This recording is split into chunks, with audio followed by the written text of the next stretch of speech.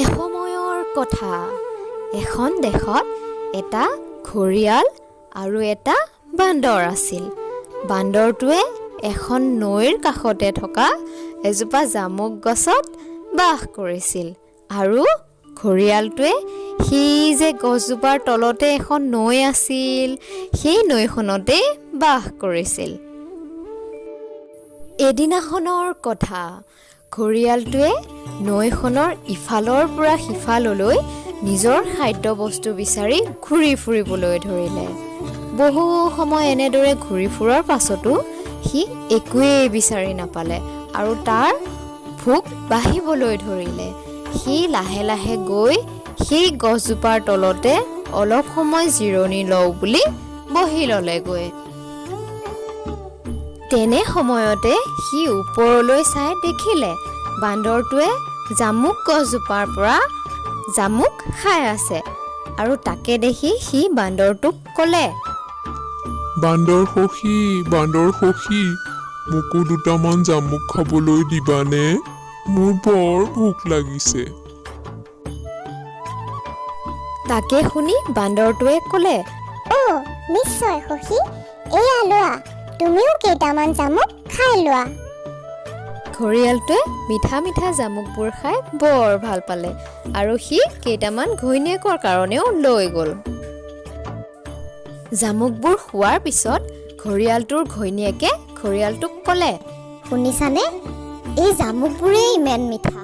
এই জামুকবোৰ খাই থকা সেই বান্দৰটোৰ কলিজাটো চাগে কিমান মিঠা হ'ব ভাবাচোন। আমি এটা কাম কৰোঁ দিয়া, তুমি বুদ্ধি কৰি সেই বান্দৰটোক আমাৰ ঘৰলৈ লৈ আহিবা আৰু আমি তাৰ কলিজাটো খাই পেলাম। তাকে শুনি ঘৰিয়ালটোৱে বান্দৰটোৰ ওচৰলৈ গ'ল আৰু বান্দৰটোক ক'লে, হেৰা সখী, তুমি যে জামুককেইটা দিছিলা, মোৰ মানুহজনীয়ে জামুককেইটা খাই বৰ ভাল পালে আৰু মোক তোমাৰ ওচৰলৈ পঠিয়াই দিছে। তোমাক আমাৰ ঘৰত ভাত খাবলৈ নিবলৈ পঠিয়াইছে।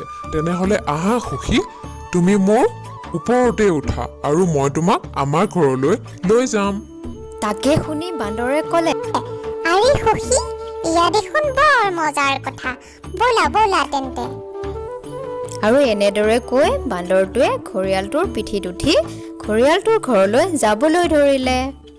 এনেদৰেই দুয়ো গৈ গৈ নৈখনৰ মাজভাগ পালেগৈ আৰু তেতিয়া হঠাৎ ঘৰিয়ালটোৱে বান্দৰটোক ক'লে, সখী, তোমাক মই আমাৰ ঘৰলৈ ভাত খাবলৈ অনা নাই নহয়।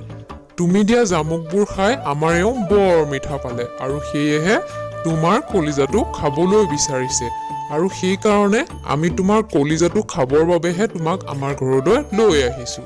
ইয়াকে শুনি বান্দৰে বৰ ভয় খালে, কিন্তু সি ভয় ভাৱটো নেদেখুৱাই হাঁহি হাঁহি ক'বলৈ ধৰিলে, এই সখী, কিনো কথা কৈছা? তুমি যদি মোক আগতেই ক'লাহেঁতেন তেতিয়াহ'লেতো মই লৈ আহিব পাৰিলোহেঁতেন। এতিয়াতো মই মোৰ কলিজাটো সেই জামুকৰ গছজোপাৰ ওপৰতে থৈ আহিলোঁ।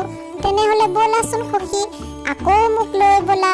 মই সেই জামুকৰ গছজোপাত থৈ অহা কলিজাটো লৈ আহোঁগৈ আৰু তোমালোকে তেতিয়া মোৰ কলিজাটো খাবলৈ পাৰিবা। তাকে শুনি ঘৰিয়ালে কথাটো সঁচা বুলি ভাবিলে আৰু সি উভতি গৈ বান্দৰটোক সেই গছজোপাৰ তলত নমাই দিলেগৈ। বান্দৰটোৱে লৰালৰিকৈ জামুকৰ গছজোপাৰ ওপৰত উঠি ঘৰিয়ালটোক ক'লে, মূৰ্খ, কোনোবাই জানো নিজৰ কলিজাটো বেলেগত উলিয়াই থ'ব পাৰে? তই ইয়াৰ পৰা গুচি যাগৈ আৰু কেতিয়াও তই মোৰ ওচৰলৈ নাহিবি। ইয়াকে শুনি ঘৰিয়ালটোৱে নিজৰ ভুলটো বুজিব পাৰিলে আৰু তাৰ পৰা দুখ মনেৰে আঁতৰি গ'ল। এতিয়া বুজিলানে অকণিহঁত, আমি এই সাধুটোৰ পৰা কি শিকিলোঁ বাৰু? আমি এই সাধুটোৰ পৰা ইয়াকেই শিকিলোঁ যে আমি কেতিয়াও আনৰ বস্তুৰ প্ৰতি লোভ কৰিব নালাগে, হয়নে নহয় বাৰু? তেনেহ'লে আজিলৈ বাই বাই অকণিহঁত। পুনৰ এটা নতুন ভিডিঅ'ৰ সৈতে তোমালোকক আকৌ লগ পাম দেই। Bye bye.